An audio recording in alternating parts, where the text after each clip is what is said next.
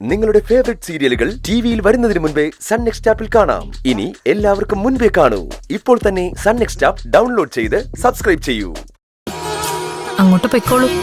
വളരെ നന്ദി വിദ്യാമേ. ഐശ്വര്യം വന്നു ചേരുമ്പോ അതിന് കാരണക്കാരായവരെ സ്മരിക്കുന്നതും കാത്തുരക്ഷിച്ച ഈശ്വരന് മുന്നിൽ വിനീതരാകുന്നതും നമുക്ക് കൈവന്ന ഐശ്വര്യം നിലനിർത്താൻ ഉപകരിക്കും. ഒന്നും ആരുടെയും മികവ് കൊണ്ട് മാത്രം ഉണ്ടാവുന്നില്ല. അതാണ് സത്യം. ചെന്നോളൂ, ചെന്ന് ദേവൂട്ടിയെ കാണൂ.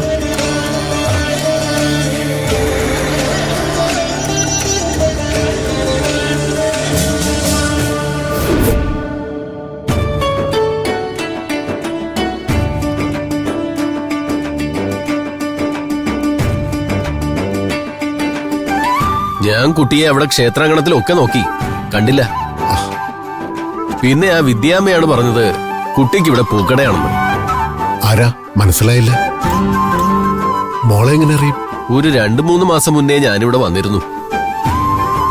എല്ലാം തകർന്ന് ആത്മഹത്യയുടെ വക്കിലെത്തിയ അവസ്ഥയിലായിരുന്നു വന്ന് ഞാൻ. ഓ, ദേവിയുടെ മുന്നിൽ നിന്ന് നിലവിളിക്കുകയായിരുന്നു ഞാൻ. അപ്പോഴാ ഈ കുട്ടി അടുത്തു വന്നത്. അന്ന് എന്റെ വിഷമങ്ങൾ കേട്ടിട്ട് കുട്ടിയാണ് കനകധാരാ സ്തോത്രം ജപിച്ച് അമ്മയെ വണങ്ങാൻ എന്നോട് പറഞ്ഞത്. ഞാനത് ചെയ്തു, ഇപ്പോഴും ചെയ്തുകൊണ്ടിരിക്കുന്നു. അതോടെ തകർന്നുപോയ ബിസിനസ്സുകൾ രക്ഷപ്പെട്ടു എന്ന് മാത്രമല്ല, പുതിയ ബിസിനസ്സുകൾ തുടങ്ങുകയും ചെയ്തു. ദേവിയുടെ കാര്യങ്ങളൊക്കെ മോൾക്ക് മനപ്പാഠമാണ്. കനകധാരാ സ്തോത്രത്തിന്റെ മേന്മ എല്ലാവർക്കും അറിയാം. ഒരുപാട് പേർക്ക് അതുകൊണ്ട് ഗുണമുണ്ടായിട്ടുണ്ട്. അതെന്നെ അറിയിച്ചത് ഈ കുട്ടിയാണ്. അതറിഞ്ഞതും ജപിച്ചതുമാണ് എന്റെ ഇന്നത്തെ വിജയത്തിന്റെ രഹസ്യമെന്ന് ഞാൻ വിശ്വസിക്കുന്നു. ശരിയാ, ആ സ്തോത്രത്തിന് അത്രയ്ക്കും ശക്തിയുണ്ട്. ഭക്തിയോടെ വ്രതനിഷ്ഠയോടെ അത് ജപിച്ചാൽ ഫലം ഉറപ്പാ. അപ്പോ ഇന്നത്തെ എന്റെ യഥാർത്ഥ വിജയത്തിന്റെ കാരണക്കാരി ഈ കുട്ടിയാണ്. സമ്മതിച്ചോ?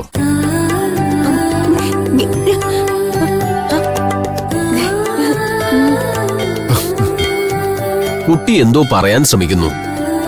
എനിക്കങ്ങോട്ട് വ്യക്തമാകുന്നില്ല.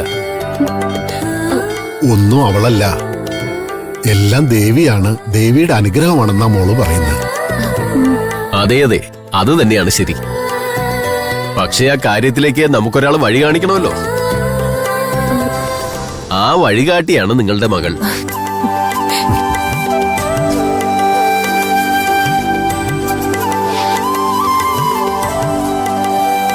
കുട്ടി ഇത് വാങ്ങൂ. എന്റെ ഒരു സന്തോഷമാണ്, ഒരു ഉപകാരസ്മരണയുമാണ്. കള്ളപ്പണമൊന്നുമല്ല, ദൈവത്തിന് നിരക്കാത്ത ഒരു വഴിയിലൂടെയും നേടിയതുമല്ല. വാങ്ങിക്കൊള്ളൂ. നിങ്ങൾ പറയൂ, എന്റെ ഒരു സന്തോഷമാണ്. ഇത് ഇനി കുട്ടിക്ക് കൊടുക്കാതെ പോയാൽ എനിക്ക് മനസ്സമാധാനം ഉണ്ടാവില്ല. മോള് വാങ്ങിക്കും. മനസ്സറിഞ്ഞ് സന്തോഷത്തോടെ തരുന്നതല്ലേ, വാങ്ങുമോളെ.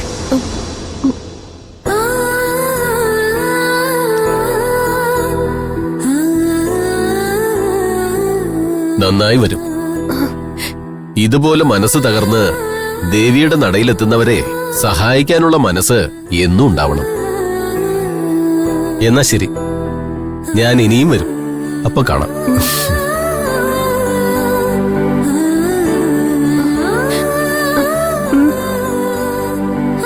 മോളിത് വെച്ചോ.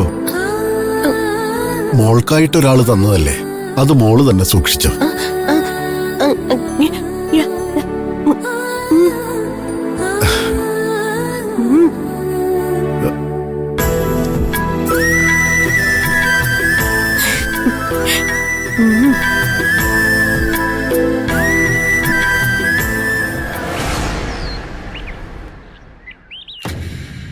എന്റെ അണ്ണ, ജീവിതത്തിൽ ഇങ്ങനൊരു അനുഭവം വേറെയില്ല. കൊട്ടേഷൻ എടുത്തു വന്ന് ഒരുത്തനെ കുത്തിമലത്തിയിട്ട് രണ്ടാമത് വന്ന് നോക്കുമ്പോ ബോഡി കാണാനില്ല. അത് ആവിയായി പോയോ ആകാശത്ത് പോയോ ഒന്നും അറിയില്ല. രണ്ടാമത് പോയി നോക്കുമ്പോ അവിടെ കുറിയും ദണ്ഡുമൊക്കെയായി വേറൊരുത്തൻ. അവൻ ഞങ്ങളെ തല്ലി ഒരു പരുവാക്കി അണ്ണ. വിക്രമ, നമ്മളൊക്കെ കരുതും പോലെ ഇതൊരു സാധാരണ സ്ഥലമല്ല. എന്തൊക്കെയോ ദൈവികമായ ചില ഇടപെടലുകൾ ഇവിടെ ഉണ്ട്. അസുര നിഗ്രഹത്തിനായി ദേവീ ചൈതന്യം പ്രവർത്തിച്ച സ്ഥലമാണിത്. ആയിരക്കണക്കിന് വർഷങ്ങളുടെ ആത്മീയ ചൈതന്യമുള്ള ഭൂമി. ഇന്നും അനുഭവ സാക്ഷ്യങ്ങൾ പറയുന്ന 100 ഭക്തന്മാരുണ്ട്. ഒക്കെ ഈ സ്ഥലത്തിന്റെ പ്രത്യേകതയാണ്. ദുഷ്ടബുദ്ധികളോ ദുഷ്ടശക്തികളോ അത്ര എളുപ്പം ഇവിടെ വാഴില്ല. ദൈവവും പിശാചും ഒന്നും എനിക്ക് ബാധകമല്ല. ഞാൻ അതിലൊന്നും വിശ്വസിക്കുന്നുമില്ല.